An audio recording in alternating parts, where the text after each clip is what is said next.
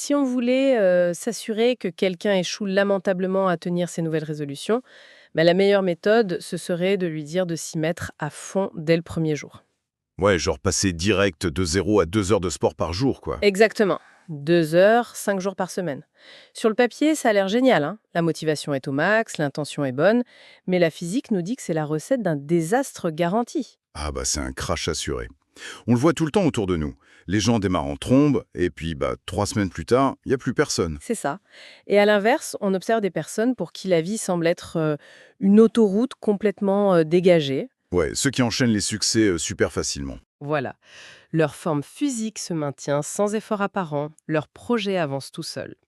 Et on a vite fait de se dire que c'est une injustice cosmique ou un talent inné. Alors que pas du tout. Mais pas du tout. En se plongeant dans notre analyse d'aujourd'hui, on comprend vite que c'est pas de la magie, c'est de la physique pure et dure appliquée au comportement humain. Et c'est une dynamique presque cruelle en fait, quand on la comprend pas. Ceux qui sont déjà en mouvement continuent d'accélérer avec un effort minimal. Pendant que les autres galèrent. C'est ça, ceux qui sont à l'arrêt s'épuisent juste pour essayer de faire un malheureux premier pas. C'est vraiment le cœur de ce qu'on explore en ce moment. Oui, parce qu'après avoir compris dans nos précédentes discussions que nos petits choix quotidiens forment les fondations, on arrive enfin à la phase de décollage. La piste est prête, quoi. Voilà. Les habitudes, c'est la piste. Mais la force invisible qui arrache littéralement l'avion du sol, c'est ce qu'on appelle l'élan.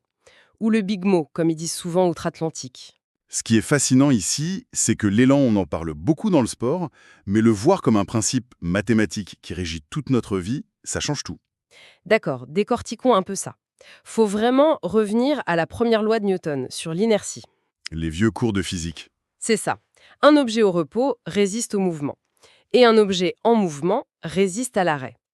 Le texte utilise l'image du vieux tourniquet en métal, tu sais, ceux qu'on trouvait dans les parcs pour enfants avant. Ah ouais, les trucs hyper lourds. Grave. Quand il est à l'arrêt et qu'il est rempli de gamins, le faire bouger, c'est une épreuve de force redoutable. Tu pousses, tu grimaces, tes pieds glissent dans le sable. Et chaque centimètre que tu gagnes te demande une énergie folle. Mais une fois que la structure a pris un peu de vitesse, la donne change complètement. T'as plus besoin de forcer autant. Exactement. Tu peux relâcher l'effort, courir à côté et juste donner une petite impulsion du bout des doigts de temps en temps pour maintenir une rotation super rapide. La métaphore est parfaite en fait, parce qu'elle montre bien le coût énergétique du démarrage. C'est le plus grand piège psychologique. C'est épuisant au début. Totalement. C'est le même principe pour une navette spatiale. Elle consomme une proportion gigantesque de son carburant dans les toutes premières minutes du vol. Ah oui, juste pour le décollage. Voilà. Tout ce carburant n'est pas utilisé pour voyager dans l'espace, il sert uniquement à s'arracher à la gravité terrestre. Et neurologiquement parlant, c'est exactement ce qui se passe quand on lance un nouveau projet ou une nouvelle habitude. Le cerveau déteste créer de nouvelles voies neuronales. Ça lui demande trop de glucose, trop d'efforts. Il résiste, c'est notre gravité à nous. Mais dès que la boucle commence à se former, l'élan prend le relais. Et là, le coût cognitif s'effondre. Sauf que, et c'est là le danger, cet élan n'a aucune conscience morale. C'est une force complètement aveugle, oui. Il s'en fiche de savoir s'il te propulse vers les sommets ou s'il t'entraîne vers le fond. On se souvient de l'exemple de Bruno. Ah oui, Bruno et ses muffins. C'est ça. Ça illustre parfaitement l'élan négatif. C'est pas juste l'histoire de prendre un peu de poids.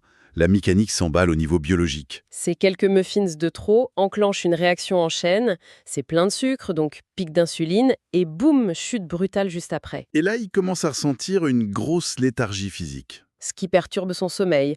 Du coup, il se réveille de mauvaise humeur. Et ça contamine tout le reste. Au boulot, il est déconcentré, son patron lui fait des remarques. Il rentre chez lui le soir avec le cortisol au plafond, hyper frustré, ce qui crée de l'embrouille avec sa femme. Et face à tout ce stress accumulé, il fait quoi pour s'éconforter? Il mange un autre muffin. La boucle est bouclée, le tourniquet tourne à fond, mais dans le mauvais sens. Et pour l'arrêter, il suffira pas de juste arrêter les muffins.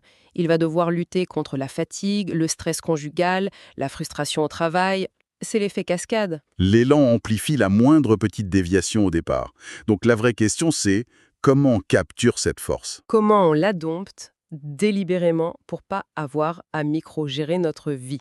Et la réponse de nos sources, elle fait pas forcément rêver au premier abord. C'est clair. Des routines ultra strictes. C'est ça. Mais l'histoire du golfeur Jack Nicklaus est fascinante là-dessus. Un psychologue du sport a analysé sa petite danse avant chaque frappe lors d'un grand tournoi. Sa préparation millimétrée. Voilà. Il se place derrière la balle, il identifie sa cible, il ajuste son club, il place ses pieds. Toujours dans le même ordre. Jusque-là classique pour un pro. Sauf que le psychologue a chronométré ça. du premier départ au dernier trou du tournoi. Et le timing de cette routine n'a jamais varié de plus d'une seule seconde. C'est ahurissant, pas plus d'une seconde de variation sur plusieurs jours de compétition. Avec des millions de dollars en jeu. C'est ça l'essence de la haute performance. Et pour contraster, regarde ce qui est arrivé à Greg Norman au Masters de 96. Ah oui, l'effondrement historique. Exactement. Norman dominait tout. Mais quand la pression est montée, sa routine s'est altérée. Très subtilement au début. Il s'est mis à jouer un peu plus vite, non? Oui, ses préparations se sont raccourcies. Et juste en modifiant cette cadence, il a fissuré son armure. L'élan s'est brisé net et il a perdu. Mais attends, je t'arrête 2 secondes. Quand on entend ça, ma première réaction en tant que personne normale, c'est un peu un rejet. Tu trouves ça trop rigide? Bah oui, vivre avec une routine chronométrée à la seconde près, ça donne l'impression d'être un robot sur une chaîne de montage. Elle est où la spontanéité? C'est la critique habituelle, oui. Pour quelqu'un qui n'est pas athlète olympique, appliquer ça tous les jours, c'est le meilleur moyen de s'ennuyer à mourir. Ça tue pas la passion de faire ça. Cela soulève une question hyper importante. On associe la liberté à l'absence de contraintes. Mais la neurologie nous dit l'inverse. C'est-à-dire? L'absence de routine, c'est une prison mentale. C'est ce qu'on appelle la fatigue décisionnelle. Ah, le fait de devoir toujours tout choisir. Voilà. Chaque matin, si tu dois décider à quelle heure tu te lèves, ce que tu vas manger, si tu vas courir ou pas, si tu réponds à cet email ou... Chaque micro-décision consomme un peu de notre énergie mentale. Exactement. Ça pompe notre volonté et notre glucose. Donc, arrivé à 15 heures, t'as plus rien dans le moteur pour les trucs qui comptent vraiment. Je vois. Donc la routine ne transforme pas les gens en robots? Non, elle sert d'exosquelette. Elle automatise le secondaire pour garder la puissance mentale sur l'essentiel. L'exemple de Michael Phelps est dingue pour ça. Oui, 12 ans d'entraînement intensif? 2 séances par jour. Et son entraîneur ne l'a autorisé à quitter le bassin avec 15 minutes d'avance qu'une seule et unique fois en 12 ans. Pour un bal de fin d'année au collège? Ouais. C'est presque flippant une telle rigidité. Ça l'est. Mais en retirant l'option de négocier, il a supprimé l'hésitation. Phelps n'avait jamais à se demander à 5 heures du matin s'il était motivé pour sauter dans l'eau glacée. La routine prenait la décision à sa place. Toute l'énergie qu'on gaspille à se convaincre d'y aller, lui, il l'utilisait pour nager. C'est exactement comme ça qu'on sécurise l'élan. L'effort est programmé, donc il fait plus mal. Mais ça nous amène au grand piège de l'élan, la constance. Ou plutôt, notre difficulté à trouver la bonne dose. Tu te souviens de Richard? Ah, Richard, le gars motivé par excellence. Le cliché des résolutions du Nouvel An, hein. Il décide de changer de vie et il s'engage à faire 2 heures de sport par jour, 5 jours par semaine. Le fameux montage de films d'action. C'est ça. Et l'auteur lui annonce direct qu'il va s'écraser contre un mur. Parce que le succès, c'est un rythme tenable sur 50 ans, pas un sprint de 5 semaines. Le biais de gratification immédiate, encore et toujours. On veut un résultat visible tout de suite, à la hauteur de notre souffrance. Mais l'élan fonctionne pas comme ça. Non, ça demande une accumulation lente, souvent invisible. C'est là que la métaphore de la pompe à eau manuelle prend tout son sens. Elle est d'une clarté redoutable dans le texte. La vieille pompe en fonte. Imagine la nappe phréatique à plusieurs mètres de profondeur. Pour faire monter l'eau, il faut actionner ce lourd levier en métal. Faut pomper de toutes ses forces pour créer l'appel d'air. Exactement, le vide dans le tuyau. Physiquement, c'est épuisant. Tes muscles brûlent. Et c'est là que le drame se produit. Les gens pompent comme des dingues pendant quelques minutes. Ils regardent le bec. Et il n'y a pas une seule goutte d'eau. Zéro. Zéro retour sur investissement. Et la logique du cerveau face à ça, c'est quoi? L'abandon. On arrête les frais. Ils lâchent le levier. Alors que l'eau était montée à quelques millimètres de la sortie, s'ils avaient juste maintenu l'effort un instant de plus, l'eau aurait jailli. Un flux puissant. Et à partir de là, tout change. Il suffit d'un mouvement léger, calme et régulier sur le levier pour maintenir le flot. L'effort de malade du début n'est plus nécessaire. L'élan fait le job. Si l'on relie ça à la situation dans son ensemble, c'est la transition entre l'énergie de création et l'énergie de maintien. Mais il y a un truc encore plus cruel. Quand on relâche la pression. Oui, l'eau coule sans effort, tu te dis super, la machine est lancée, je peux faire une pause. Tu lâches la pompe pendant 2 semaines pour prendre des vacances. Des vacances de tes bonnes habitudes. Voilà. Et que fait l'eau?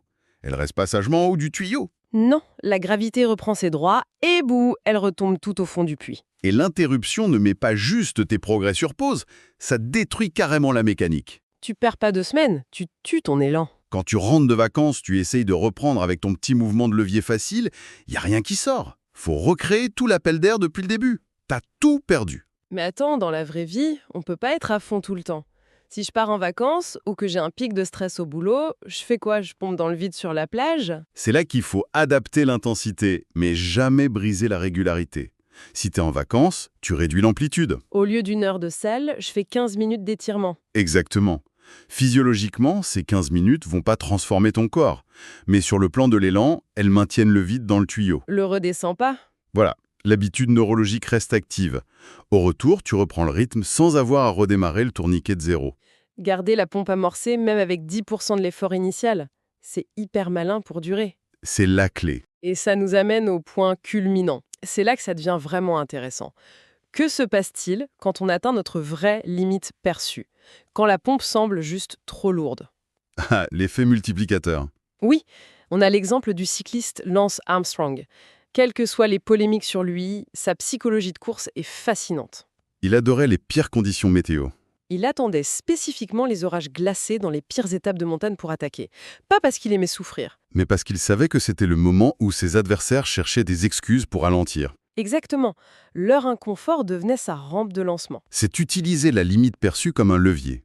C'est comme la barrière à l'entrée d'un marché en économie, mais appliquée à l'effort. La friction joue le rôle de filtre. Prenons la musculation. C'est encore plus visuel. Ton programme te demande 12 répétitions. Faire ces 12 répétitions, c'est le contrat de base. Ça te maintient à niveau. Ça prouve que t'es discipliné, quoi. Mais la vraie transformation, celle qui force le muscle à se reconstruire plus fort, elle se fait pas sur les 12 premières. Elle se fait sur la 13e et la 14e répétition. Celle où ça brûle et où le cerveau hurle d'arrêter. Exactement.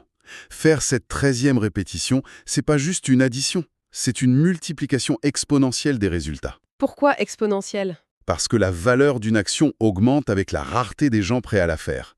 Si 99% des gens s'arrêtent à 12, toi, en allant à 14, tu captes tous les bénéfices d'une zone où il n'y a plus aucune concurrence. C'est super clair. Et cette 13e répétition, ça s'applique partout. L'auteur a une anecdote géniale dans l'immobilier pour illustrer ça. Le coût de la pancarte vendue. Oui, quand il était agent immobilier, il ciblait les propriétaires dont la maison n'arrivait pas à se vendre. Les biens qui stagnaient sur le marché. Voilà. Et la méthode de base de ses concurrents, c'était de prendre le téléphone. Ils appelaient, ils se prenaient des refus agacés et ils raccrochaient. C'était la 12e répétition du secteur. Tout le monde s'arrêtait là. Se prendre un refus au téléphone, c'est déjà assez désagréable. Mais lui, il ajoutait la 13e répétition. Il se déplaçait, c'est ça? Au lieu d'appeler, il prenait sa voiture, il allait frapper à leur porte et il leur déposait physiquement une grande pancarte « Vendue » en main propre. C'est culotté. Tresse. Il leur disait de la ranger dans le garage en attendant qu'ils fassent le travail que les autres n'avaient pas su faire. Et le coût réel de cet effort. 10 minutes de trajet et un peu d'inconfort en face à face.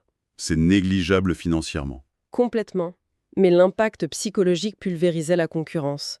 Il envoyait un signal d'élan et de compétence tellement fort qu'il raflait le marché. Ça prouve que le point de rupture ne demande pas forcément une force surhumaine. C'est souvent un tout petit effort supplémentaire qui te détache de la masse. Dès l'instant où on choisit de rester une seconde de plus sous la pluie ou de faire 10 minutes de voiture en plus, on s'isole du peloton. Et l'élan s'accélère parce qu'il n'est plus freiné par la moyenne. Alors, qu'est-ce que tout cela signifie au final? Ça change complètement notre vision du succès.